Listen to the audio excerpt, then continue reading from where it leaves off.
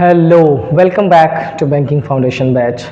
बहुत शानदार हमारा बैच चल रहा था और आपके कमेंट्स, आपकी तरफ से जो मोटिवेशन मिला मुझे सब्सक्रिप्शन के थ्रू बड़ा शानदार था। बट कुछ चीज़ें ऐसी है जो अपने हाथ में नहीं होती है और इस वजह से लास्ट 3 डेज़ में आपको वीडियो नहीं दे पाया। मुझे उम्मीद है कि आप में से कुछ बच्चे जो लगातार देख रहे होंगे उन्होंने मिस किया होगा और पीछे रीज़न था viral fever.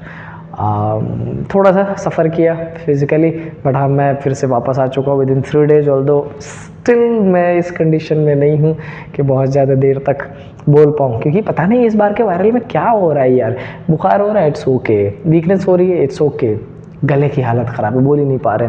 Still I am there कि आपका जो बैच चल रहा है वो प्रॉपर चलता रहे। बट मेरी एक रिक्वेस्ट है आपसे कि पानी थोड़ा सा लीक वार्म रेगुलर बेसिस पे पीते रहिए, हर घंटे एटलीस्ट 1 गिलास पीते रहिए, ताकि आपका 3.5-4 लीटर वाटर का इंटेक होता रहे। बहुत ज़रूरी है बच्चे। दिल्ली में जिस तरीके की गर्मी शुरू हो गई है, बहुत सारे लोगों की तबीयत ख़राब होगी। इस बार अपना एफर्ट जाया ना जाए और उसमें ये दिक्कत ना हो, फिजिकल वाली मेहनत करते रहिए। आज मैं आपको पढ़ाने वाला हूँ सर्टेन नंबर। सिटिंग अरेंजमेंट का हमने लीनियर पढ़ लिया, सर्कुलर पढ़ लिया, स्क्वायर बेस, ट्रायंगल बेस, चारों कॉन्सेप्ट पढ़ लिए थे। सर्टेन नंबर एक कॉन्सेप्ट है, सी ऑल्दो लिखा तो सर्टेन नंबर है बट एक्चुअल में ये अनसर्टेन होता है। क्यों? क्योंकि नंबर ऑफ पर्सन्स आपको नहीं पता, और जब नंबर ऑफ पर्सन्स नहीं पता तो आपकी जिम्मेदारी 2 है। पहला, एक तो नंबर ऑफ पर्सन्स भी फाइंड करना है एंड अकॉर्डिंगली अरेंजमेंट भी करनी। बहुत मुश्किल नहीं होता है। रीजनल रूरल बैंक के पीओ में खूब सारा पूछा गया है। आपको पता होगा NIACL जो इंश्योरेंस वाला पेपर होता है उसमें कई सारे बार पूछा गया है, तो अपन भी पढ़ लेते हैं इसको। अगर फ़ायदा मिलेगा उठा लेते हैं फ़ायदा इस सेगमेंट का, राइट। चलिए चलता हूँ। बट इस क्वेश्चन पे आने से पहले मैं एक छोटा सा शेर मैंने खुद ही लिखा है, चाहता हूँ आपको नज़र करें। शेर ऐसा है कि मुझे मोहब्बत है उस शख्स से जो मेरे कत्ल के इम्तिहान से गुज़र रहा है। समझिएगा, और समझ आए तो कमेंट बैक ज़रूर करना, कमेंट लिखना इस पर कि मुझे मोहब्बत है उस शख्स से जो मेरे कत्ल के इम्तिहान से गुज़र रहा है और मेरा साया बना रहता है वो, इसलिए मेरा वक्त इत्मीनान से गुज़र रहा है। मुझे मोहब्बत है उस शख्स से जो मेरे कत्ल के इम्तिहान से गुज़र रहा है। क्या मीनिंग है? अगर समझ आ गया हो ज़रूर लिखना मुझे। देखो सर्टेन नंबर में क्या लिखा है, सर्टेन नंबर ऑफ पर्सन्स, पता ही नहीं है कितने persons, no issue, of persons are sitting in a row facing north. चलो एक डिटेल इन्फॉर्मेशन है कि सारे नॉर्थ फेस कर रहे हैं। मैं कैसे सॉल्व करता हूँ आप देखो, आप कैसे सॉल्व करते हो, मैच करना। अगर आप वाला ज़्यादा अच्छा तो आप, अगर ऐसा लगता हो कि नहीं इस वाले वीडियो से थोड़ा सा फ़ायदा मिला, यूज़ ज़रूर करना उसका, राइट। आगे चलते हैं। A sits 4th to the right of D। अब सुनो, इन्फॉर्मेशन दे रखी है कि D के 4th राइट में A है, बट D उस रो में खुद किस पोजीशन पे, इन्फॉर्मेशन नहीं। लेफ्ट से है किसी पोजीशन पे, राइट से किसी पोजीशन पे, अपन आगे चेकआउट करेंगे और कोशिश करेंगे जस्टिफाई करना इस वाले सेगमेंट को, राइट। क्या लिखा है, 5% sits between A and G। लो कह रहा 5% A एंड G। अब बट यहाँ पे 2 कंडीशन हो सकता है अगर मैं ले लूँ तो 5% A एंड G, 1 2 3 4 5 G, ये पॉसिबल है। और अगर इधर लिख दूँ तो 1 2 3 4 5 ये भी पॉसिबल है जी। दोनों पॉसिबल, 100% पॉसिबल है। डेफिनेट को नहीं पता, वही तो कोशिश कर रहे हैं, वही तो अपने को करना पड़ेगा। आगे क्या लिखा है, F sits at one of the position left to D। कह रहा बेटा देखो F की जो पोजीशन है ना वो D के लेफ्ट में है, कितने लेफ्ट में नहीं पता, क्योंकि क्या मेंशन है, one of the position. It can be first left, second left, immediate left, कुछ भी। आगे, the number of persons sitting between A and E are same between D and F। अब क्या बोल दिया इसने, ये कह रहा है कि देखो A और E के बीच में अगर 2 है तो D और F के बीच में भी कितने होंगे, 2 होंगे। अनफॉर्चुनेटली ना तो A से E का कंपेयर कर पाएंगे क्योंकि E गिवन नहीं है, और ना ही D से F का कंपेयर कर पाएंगे क्योंकि F गिवन नहीं है। हाँ इतना पता है कि ये F D के लेफ्ट में है, कितने लेफ्ट में कुछ नहीं पता। लेट्स सी आगे, H seats exactly between D and A। अब हमारे पास कुछ मिला। एग्जैक्टली बिटवीन का मतलब पता है, एग्जैक्टली बिटवीन होता है कब, जैसे सपोज कर लो कि मैं और आप दोनों बैठे हैं और हम दोनों के बीच में 3 लोग हैं, तो जो एग्जैक्टली बिटवीन है वो हमसे भी 1 की दूरी और आपसे भी 1 की दूरी, और जो वो सेकंड पोजीशन होगा उस पर। इसका मतलब अगर एग्जैक्टली बिटवीन लिखा गया है, जिन 2 पर्सन के बीच में लिखा गया है उन दोनों पर्सन में ऑड नंबर्स होने चाहिए। तो हमें क्या कह रहा है भाई, तुम h को d और a के एग्जैक्टली मिडिल, तो इसमें तो h आ जाएगा, d और a के बीच में यहाँ एक गैप, यहाँ एक गैप हो गया। इसमें d और a के बीच में भी हम चाहे तो h की पोजीशन यहाँ पुट कर दें और यहाँ पुट कर दे तो डन। अच्छा, क्या अब इसको कनेक्ट कर पाएंगे इसमें? फिलहाल तो नहीं, कोई कनेक्टिविटी नहीं। So let's see, 4 person seats between A and E. अब एक कॉम्बिनेशन दिया, इन्होंने बोला कि भाई इस ए और ई के बीच में कितने पर्सन है? 4 person seats between A and E. अब अगर ए और ई के बीच में 4 तो डी और एफ के बीच में भी 4। डन।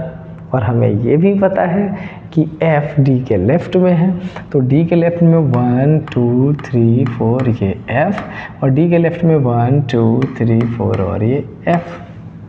डन। अच्छा, ये बताओ, ये जो लाइन हमने लिखा था कि ए और ई के बीच में जितने हैं डी और एफ के बीच में उतने हैं, तो डी और एफ में एफ लेफ्ट में है डी के, ये पता है। ए और ई में ई किधर है, राइट या left? Will have to check out. Come, अगर इस ए की बात करें तो 1 2 3 4 ई पॉसिबल, और 1 2 3 4 उधर भी पॉसिबल। इस ए के रेस्पेक्ट में बात करें 1 2 3 4 ई पॉसिबल, और 1 2 3 4 ई पॉसिबल। मतलब अभी अपन इस पोजीशन को 100% श्योरिटी से फिक्स नहीं कर सकते। हाँ, भले ये जरूर पता चल गया है कि ए और ई के बीच में कितने पर्सन है, 4 पर्सन है। आइए कोशिश करते हैं। और नेक्स्ट क्या लिखा है, no one sits to the right of B. कह रहा देखो बी के राइट में कोई नहीं है, इसका मतलब आपसे ये कह रहा है कि बेटा इस रो के सबसे डेड एंड पे, राइट एंड पे बी है, क्योंकि उसके राइट में कोई है ही नहीं। B who is immediate right to C, और बी के बारे में बोला गया है कि बी इमीडिएट राइट है। तो मतलब आपको क्या कह रहा है कि देखो सी और बी को एक साथ बिठाओ एंड मेक श्योर कि बी राइट एंड पर हो, उसके राइट में कोई नहीं हो।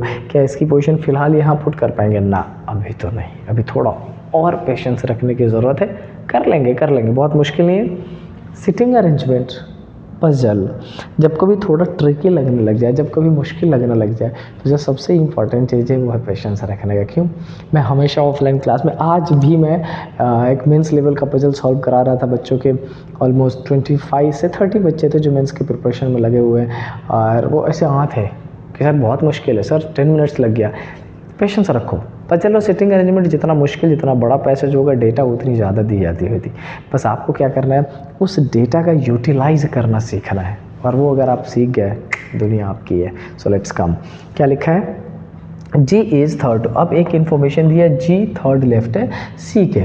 इस वाले कन्फिग्रेशन में फर्स्ट सेकंड थर्ड, ये सी के थर्ड लेफ्ट में 1 2 3 जी है, लेकिन क्या ये सी और बी की पोजीशन जस्टिफाई कर पाओगे आप? नहीं कर पाओगे, क्यों? सी के इमीडिएट राइट में पॉसिबल नहीं है। इसका मतलब ये जो अजम्पशन हमारे पास है, कौन सा? ये जो अजम्पशन है बच्चे, वो हो गया गलत। अब हमारे पास डेफिनेटली ये जो अजम्पशन है ये 100% करेक्ट, और एक साथ ये भी बोल दिया है जी थर्ड लेफ्ट टू सी, तो ये जो जी है हमारे पास फर्स्ट सेकेंड थर्ड लेफ्ट सी, और ये पोजीशन किसको दे देंगे? बी को। मुझे नहीं पता कैमरे में दिख रहा है क्या? यस, फिलहाल तो दिख रहा है। तो हमने और ये भी पुट कर लिया, और अब हमारे पास ये भी क्लियर हो गया कि ये जो सी और बी है, इसमें जो बी है वो डेड एंड पर है। डन। अच्छा, क्या अब हम ये इस ए और ई को पुट कर पाएंगे? Let's try. ए और ई के बीच में 4 पर्सन है, फिलहाल अभी भी कंडीशन सेम है, नहीं कर पाएंगे। आगे देख लेते। 2 person sits between H and E. कह रहा है एच और ई के बीच में 2 है बेटे।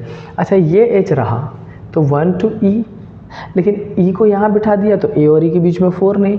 इसका मतलब एच के रेस्पेक्ट में 1 2, ये पोजीशन किसको? ई को। क्या ए और ई के बीच में 4 हो गए? 1 2 3 4। क्या बोला था मैंने? आपको अपने एंड से बहुत ज़्यादा पैनिक करने की ज़रूरत नहीं होती है। Everything is given, you need to have patience only, right. Next क्या लिखा है, F sits at extreme left hand, F की ये position final.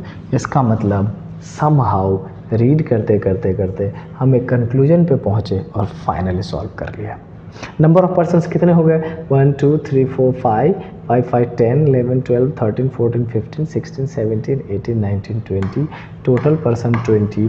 F left extreme end, B right extreme end, everything is given. और अब वो हमसे कुछ भी पूछ ले, कुछ भी, whatever he wants to ask, वो पूछ सकता है और हम उसका आंसर सक्सेसफुली दे सकते हैं। डन? समझ आई बात? तो मेरी लास्ट वर्ड सुनो, और इम्पॉर्टेंट है ये। जब कभी ऐसे क्वेश्चंस हो जिसमें आपको ऐसा लगे, यार कई बार लगता है बच्चों को ये सर्टेन नंबर या नंबर ऑफ परसेंट्स ही नहीं पता, कैसे एजम्पशन, तो बच्चे क्या करते हैं, पहले क्वेश्चन में जाते हैं और उसमें देखते हैं कि अच्छा how many persons are there, तो ऑप्शन गिवन होता है 10, 20, 11, उसमें से किसी एक को अरेंज करके तुक्का लगाना शुरू कर देते हैं। अच्छा पहला ऑप्शन है 20, देखते हैं, पहले 20 अरेंज कर दिया और on the basis of that 20। मेरी रिक्वेस्ट, सजेशन, एडवाइस जो भी मान लीजिए, ऐसा मत करो। क्यों? एक गलत होगा, दूसरा गलत होगा, तीसरा, 4 ऑप्शन 5 ऑप्शन है बेटे, अगर एक नन ऑफ दीज नहीं है तो पाँचों ऑप्शन नंबर्स में होंगे, कितना अटैम्प्ट करोगे? तो बेहतर ये है कि पैसेज को रीड करने की हैबिट डेवलप करिए। अगर वो आपका डेवलप हो जाता है, कैसे पैसेज को रीड करना है, उसे कैसे डेटा एक्रू करना है और यूटिलाइज करना है, अगर आपने ये सीख लिया तो बैंकिंग की रीजनिंग, सीसैट की रीजनिंग सब आपके लिए ही है, बहुत आसान है, बड़ा सिंपल होता है, राइट। सो इसी पॉजिटिव वर्ड्स के साथ अब मैं इख्तिताम करूँगा इस वीडियो का। बट अगर आपको पढ़ाने का तरीका सही लग रहा हो, शेयर कर दीजिए, कंटेंट ठीक लग रहा हो, लाइक करो, और अगर दोनों ठीक लग रहा हो रिपीटिंग अगेन, अगर दोनों पैरामीटर पर फिट बैठ रहा हो तो ही सब्सक्राइब करना, और आपका सब्सक्रिप्शन हमेशा बड़ा शानदार मोटिवेशन देता है। तो ऐसे ही अच्छे लेक्चर के लिए कंटिन्यू बने रहे मेरे साथ। कल मिलता हूँ मैं आपसे दोबारा पैरेलल अरेंजमेंट के साथ, और ऐसा ही एक बेहतरीन क्वेश्चन लेके आऊँगा जिसमें आपको कुछ सिखाऊंगा और कुछ अपने आप को डेवलप करूँगा। So see you there in the next class. Till then stay happy. जय हिंद।